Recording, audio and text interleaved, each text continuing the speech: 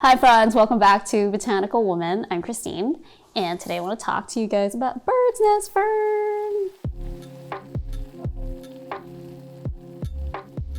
I got this plant at Trader Joe's, great find. It got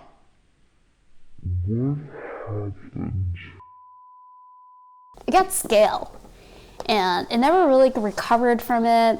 And for a long time, it just looked really ugly. A little bit about this plant, it is actually an epiphyte. However, it still likes to retain more moisture, because a lot of times when I think of an epiphyte, I'm like, oh, it's okay for it to be dry in between watering. For this guy, definitely keeping it more on the moist side has helped, so hence it's now in a self-watering pot. And since moving it in here, it looks like it's developed some new roots, like you can see there.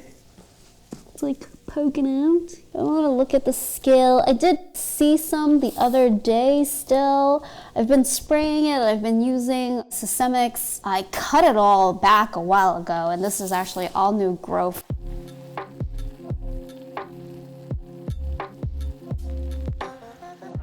If you do have problem with this plant, it's looking really ugly, which mine was. I had like these really large fronds, but it was like all brown on the edges. So I really just wanted to restart the plant.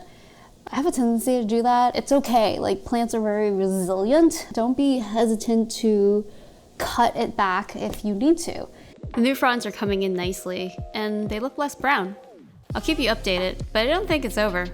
I hope the systemics and the DIY spray will take care of it.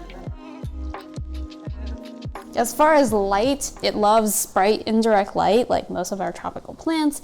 Like I said before, it is an epiphyte. It hangs out on trees. It can probably tolerate a little bit of sunlight. It definitely did when it was out on the balcony. I have seen huge specimens of these and they look amazing. And so I really want to keep this plant in my collection for as long as I can, but I guess sometimes plants do die, and that's okay. You can always just get another one. I really have a soft spot for ferns. I don't really know why. I just really like them. I like the foliage. I like how some of them, just look really light and fluffy.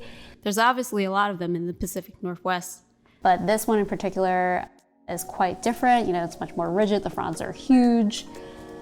And yeah, it kind of reminds you more of an aeroid. Let me know if you have any questions in the comments below. I love hearing from you guys, and happy growing.